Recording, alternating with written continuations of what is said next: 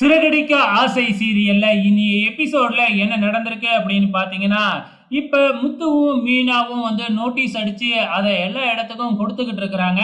குடுத்துக்கிட்டு இருக்கும் பொழுதே, இந்த சிந்தாமணி கார்ல இறங்கி வந்து பெட்டி பெட்டியா வந்து துணிமணிகள எடுத்துக்கிட்டு வந்து அங்க இருக்கிறவங்களுக்கெல்லாம் குடுத்துக்கிட்டு இருக்கிறாங்க.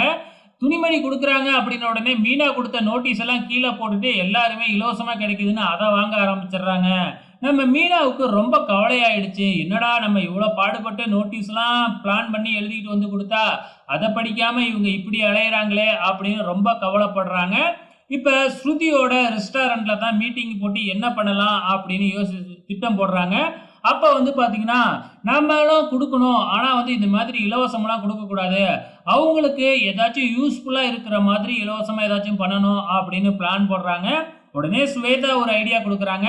நான் எங்க வீட்டு பக்கத்துல இருக்கிற பிள்ளைங்களுக்கெல்லாம் டியூஷன் எடுக்கிறேன். உங்க சங்கத்துல இருக்கிறவங்க பிள்ளைங்களுக்கும் நான் டியூஷன் ஃப்ரீயாவே எடுக்கிறேன் அப்படின்னு சொல்றாங்க.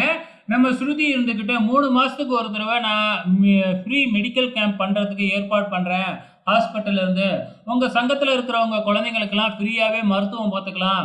இந்த மாதிரிலாம் சொல்லுங்க.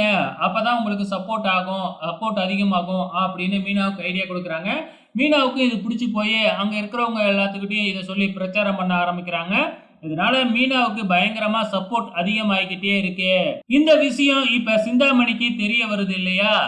சிந்தாமணி வந்து பாத்தீங்கன்னா என்ன செய்யறது அப்படின்னு பிளான் போட்டு பணத்தை எடுத்து அங்க இருக்கிறவங்க கிட்ட கொடுத்து அந்த மீனா இந்த எலெக்ஷன்லயே நிக்க கூடாது அப்படிங்கிற மாதிரி சொல்லிக்கிட்டு இருக்கிறாங்க.